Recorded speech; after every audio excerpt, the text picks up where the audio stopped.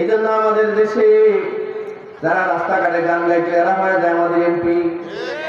Hero আলমের মতো মানুষ মন্ত্রী হওয়ার স্বপ্ন দেখে এই দেশটায়।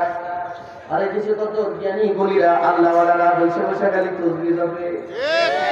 ভাই তসবিহ যাওয়ার সময় তসবিহ, যখন নেতৃত্ব দেওয়ার সময় নেতা বা শাস্তে হবে, নেতৃত্ব দিতে হবে। যদি তসবিহ 24 ঘন্টা গন্তে থাকে তাহলে হিরো আলমরা তাদেরকে শাসন করবে।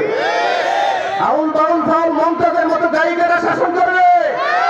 এটা মেনে নেওয়া যায় না, ঠিক কিনা বলেন? এসব কি হবে না, হবে না এসব কি? তসবিহ গোনার সময় তসবিহ করবেন, বক্তব্য দেওয়ার সময় বক্তব্য দিবেন। আল্লাহ নবী যে হাতে তসবিহ করেছেন, একই হাতে যুদ্ধের ময়দানে 26টা যুদ্ধে আল্লাহ রাসূল তলোয়ার চালিয়েছেন।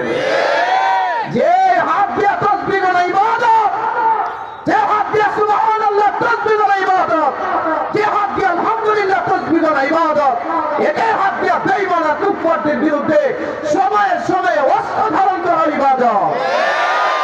যেটা নবীজি আমাদের কি শিক্ষা দিয়ে গেছেন, প্র্যাকটিক্যালি শিক্ষা। আমরা তো খালি পড়াই কিন্তু আমল করি না। শুধু পড়ানো থাকতে হবে না, আমল করতে হবে। আমলের সময় আসছে। রাগ করতেছেন? রাগ করতেছেন? তসবিহর সময় তসবিহ চলবে, নেতৃত্ব দেওয়ার সময় নেতৃত্ব দিতে হবে।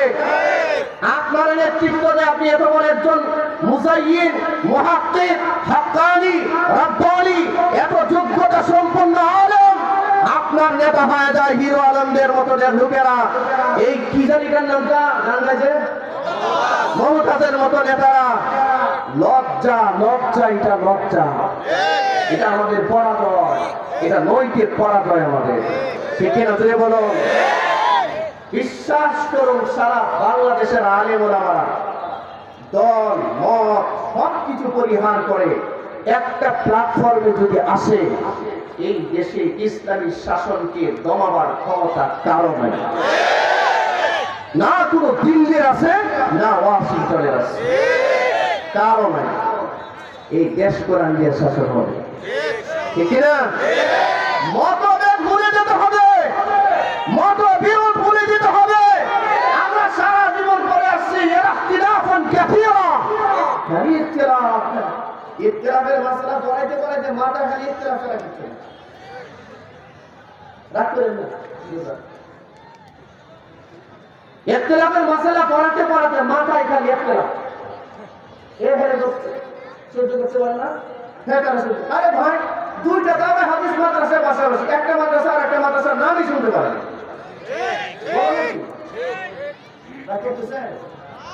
রাগ করতেছেন নাকি?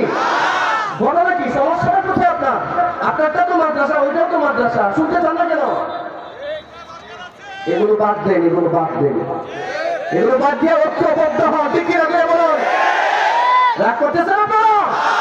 যদি কেউ রাগ করে তারা কেউ করেন কেন?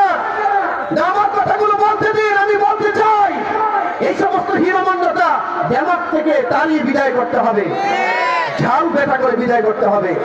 উম্মতের ইত্তেহাদ ছাড়া, ইত্তেফাক ছাড়া এই জমিনে আল্লাহর শাসন ধরে রাখা সম্ভব নয়।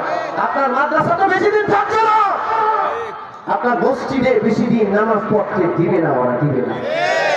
যারা কোরআনকে বন্ধ করে দিতে চায় ওরা দিবে আপনার মাদ্রাসা করতে, দিবে না। ঐক্যবদ্ধ হন, ইখতিলাফ করতেন, মতবিরোধ করতেন। আর মতবিরোধ যদি মতবিরোধ করতে হয়, শরীয়তের মাসলা অনুযায়ী যদি কোনো মতবিরোধ থাকে, মতবিরোধের জায়গায় মতবিরোধ থাকবে, কিন্তু জাতিগতভাবে আমরা সবাই ঐক্যবদ্ধ। ঠিক কিনা? মুসলিম উম্মাহ হিসেবে আমরা সবাই ঐক্যবদ্ধ। ঠিক কিনা ভাই? জোরে বলুন। মুহতারাম হাজিরিন, সময় ভাই আপনারা এখন এটা দিয়ে আরো ডিস্টার্ব করবেন, একটু তাড়াতাড়ি ছেড়ে দেন।